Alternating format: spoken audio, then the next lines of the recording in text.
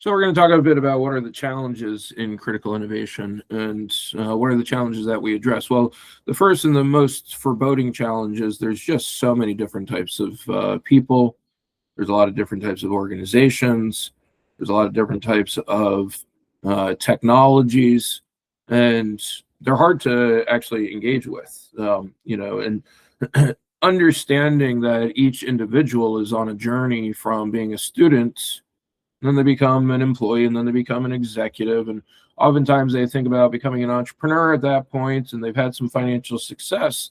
And then they become an accredited investor. And when you're thinking about people that have really reached the that end of their journey, or the nadir of their journey, well, then you're talking about people who can actually make major influence on the United States, people like Bill Gates, Elon Musk, etc., that have not only the business acumen, but they also have the capital and the influence to push policy forward. So every critical innovation requires a lot of partnerships, and when you're thinking about the advancement of the organization through each of its stages, you need to be talking with the decision makers, the regulatory bodies, the research institutions, and the testing facilities to even understand what the problem is. But you want to go to the customer and figure out how they're going to use it before you start ideating on what is the solution that you're building. You need to be able to build out a competent internal team that has the skill sets, as well as the board members or the advisors that can help you augment your team in the ways that you might lack.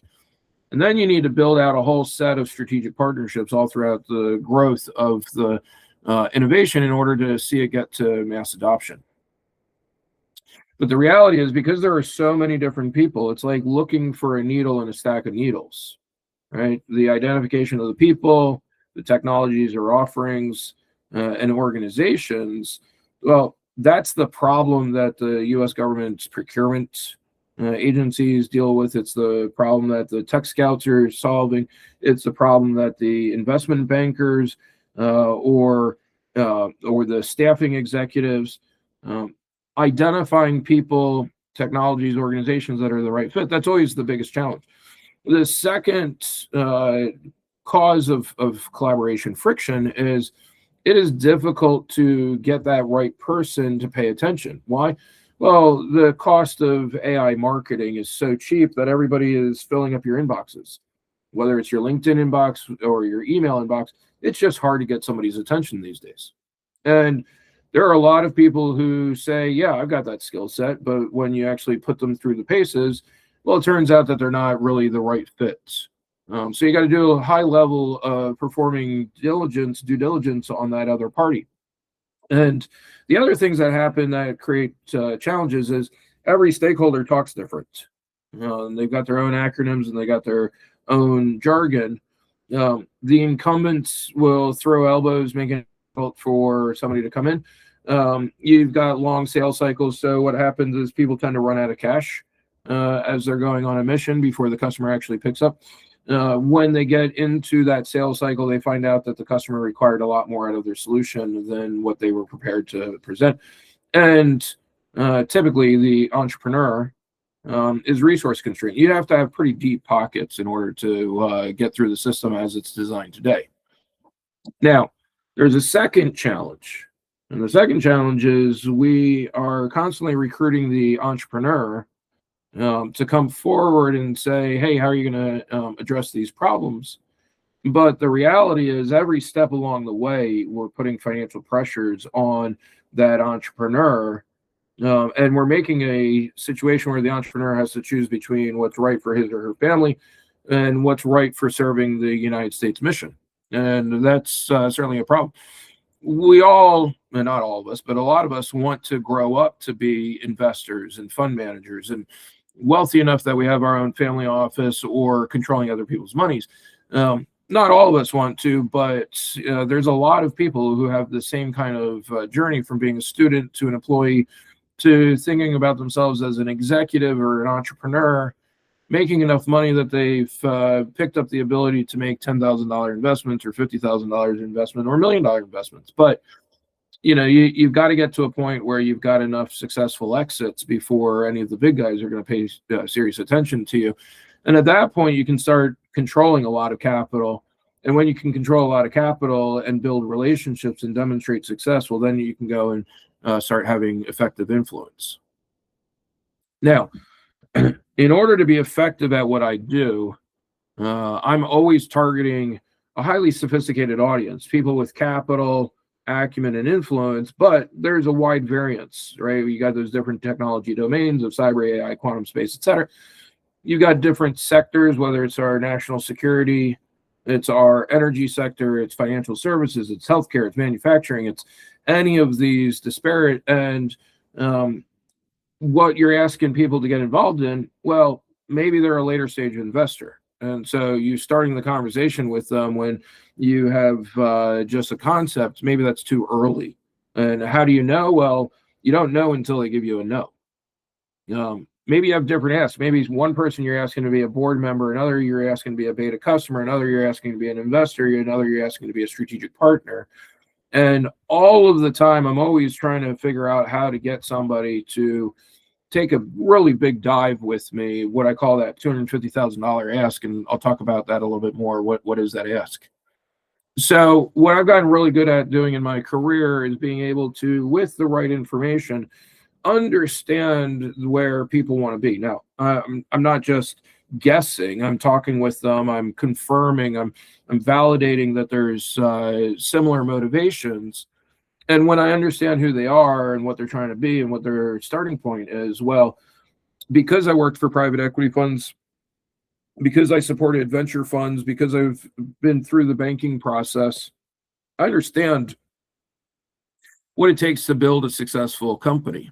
And so we facilitate the partnerships that you need to succeed by helping you identify the right people, technologies, organizations, bringing them into the conversation in a way that's organic to their workflows, and performing the due diligence to make sure that they're going to be a high likelihood of being a fit.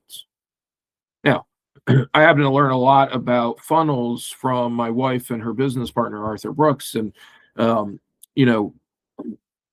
there's a big program that Tony Robbins and Dean Graziosi do, and that's they invite business executives to join an annual $250,000 Zenith private networking group. And the reality is, you don't get people to agree to a $250,000 something in your first conversation with them. In fact, it's a journey, and it's a journey from how do I give you something for free to how do I ask you to then raise your hand if you're aligned. And not everybody who signed up for your event is going to show up for your event. Not everybody who showed up for your event is going to be wowed by your message or aligned. And so it's this constant funneling down from how do I get you to pay attention, to why would you care about this, to how would you do it on your own, to what tools do you need, to what consulting or special access do you need, to you are my ideal client, I am your ideal partner. Now we can talk about the $250,000 something. So what venture management has figured out how to do is use a series of webinars, seminars, conferences, and excursions to invite and inform people as a group, so that they're coming in organically, they're building a trust relationship with you well before you ever get to making an ask of them. And you want to give them the value proposition for free. You want to give them the ability for them to really engage in your community. And that free, well, what they're giving you in exchange is a lot of data. And that data is super valuable, right? So you want to be able to capture the data, you want to inform them, and you want to be able to take the analysis of the people that showed up for your events to back to your strategic partner, your client, your investor, and go, here's what the market responded with. You want to educate them. And then you want the humans involved to mentor and facilitate those that are the right fits, right? You want to have a white glove service on top of everything else. So what is the offering that we do? Well, For our audiences, we keep them engaged with really compelling content. And for our sponsors and for our clients, well, we give them the understanding of what those customers or what those audience members, what they need. And we help them build out those aligning funnels to say, okay, if you are a business process optimization shop and you charge $50,000 for an engagement, well, not everybody that you talk to is going to be the right fit. And certainly it becomes cost prohibitive to try and go have conversations with 100 organizations to find out that 5 of them want to buy your products, right? It's a really ineffective cost of capture. So if we create these really engaging opportunities to teach people who have some level of capital, some level of acumen, some level of influence on the things that matter to them, we bring them together with their peers, we build trust relationships with them, we make information available to them, and we give them access to unique events. Well, now we've built a really deep relationship with the customer or with the audience member in a way that is wildly beneficial for the client, whether the client is a wealth manager who's trying to build a trusting relationship with the executive. It is the business process optimization shop who's trying to demonstrate an expertise and a trustworthiness and an aligned mission to the CFOs who are trying to figure out how to reduce costs in their organization.